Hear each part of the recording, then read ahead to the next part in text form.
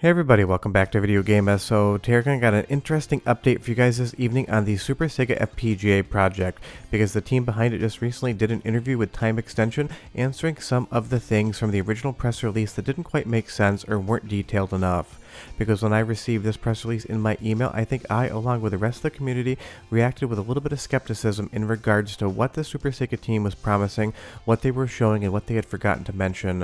So we're going to go over the new information we have here. Just be aware that it is still paper information. There's been no prototype shown off, but they have announced a price and a time frame for prototype boards, so it looks like we will have a date to look forward to in the future to see if this project does come to fruition, because they're promising every single Sega piece of hardware all the way up through the end of hardware life cycles, such as Dreamcast right here, and they state that they have a few games working, but again, they have not shown any of that off, so we just have to take them at their word for that in regards to whether or not the games are actually functioning on their prototypes.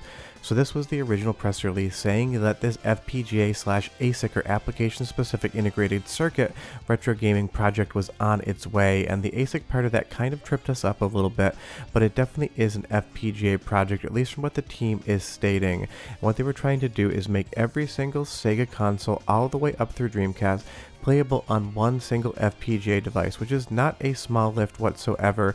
And when we first talked about this, there seemed to be a few systems that weren't mentioned, and we'll go over those in just a bit more in detail. But they were able to actually have an interview with Time Extension, and again, great site. If you don't read it, you definitely should, going over more of the console functionality, the FPGA they're using, the overall price point, a time frame, and the fact that they even want to try to talk to Sega to make this a quasi-official release. They're talking about right here that there was a lot of skepticism and vaporware claims this project was first announced, and I understand that completely.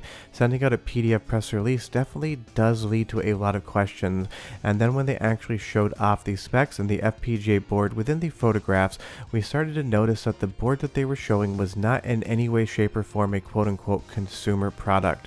It seems like they're just trying to use the FPGA, the UltraScale Plus, but the actual FPGA board they showed off in the press release is a $20,000 item sold by AMD, and it has so much on the board that would not be useful for any sort of gaming purpose whatsoever, so that does seem to be good that they're clarifying what's going on here. It kind of felt like someone just grabbed an image off Google Images and popped it onto the press release. What they're stating right now is they want to target $400 to $450 for the entire console, and that is a very optimistic price point. That puts it within striking distance of something like a full MiSTer build as of the recording of this video. Obviously, Taki Udon has his clone boards coming out, so you should probably get underneath 200 there, but honestly, $450 with that UltraScale Plus FPGA is going to be a tight target to hit. But it is nice that they are trying to come in at a lower price point and not try to say this is a $1,000 or $1,500 device. At least whoever is kind of going over the marketing and planning for a price point understands that there is a maximum you can ask of people.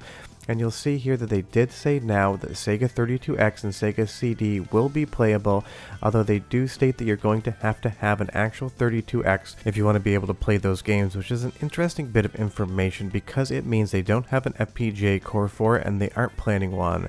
But the CDX right here, the Sega Genesis and CD functionality, what they're saying is are going to be FPGA cores within the Super Sega console, and if you actually want to play 32X games, you're going to have to bring your own 32X and slot it into the Genesis cartridge slot on the Super Sega to get that functionality.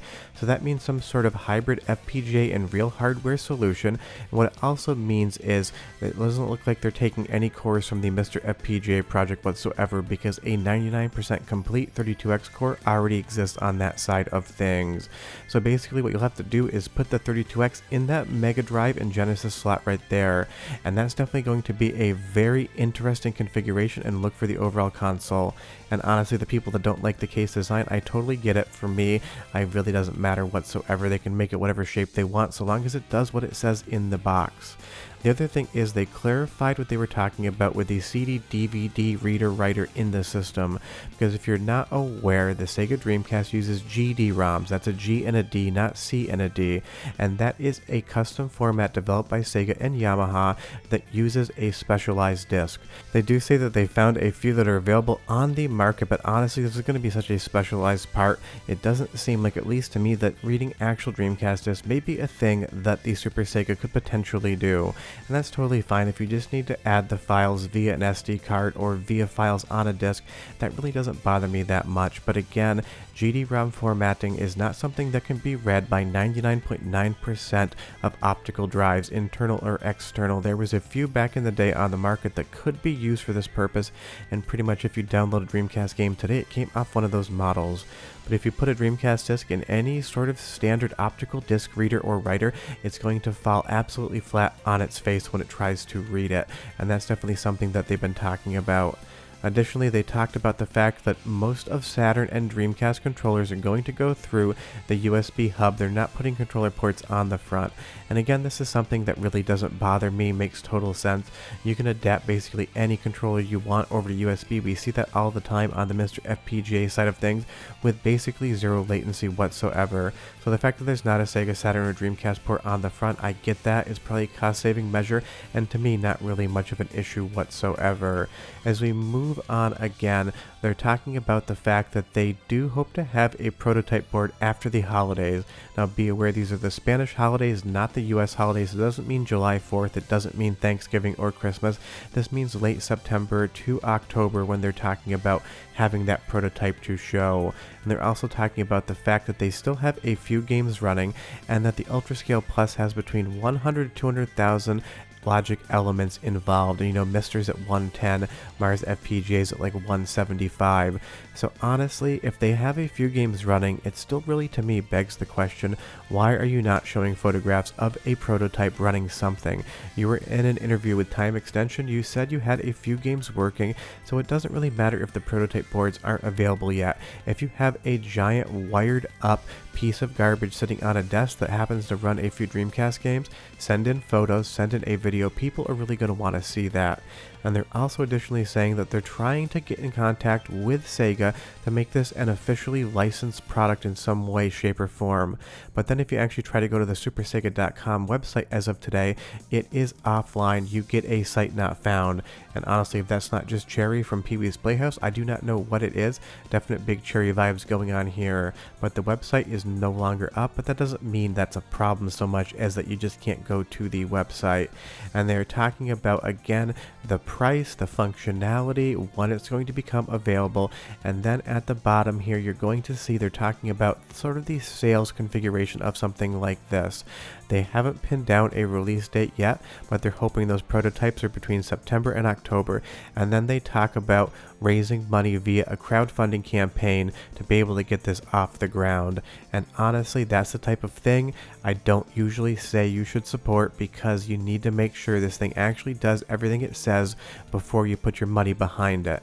Seems like the Super Sega team was willing to provide answers to some of the omissions in their initial press release, but honestly, we need to see hardware running. If there's 2 Dreamcast games or a few Dreamcast games that currently work, if you just showed those to people, there would be a lot less claims of vaporware out there, and there would be a lot more belief in the project.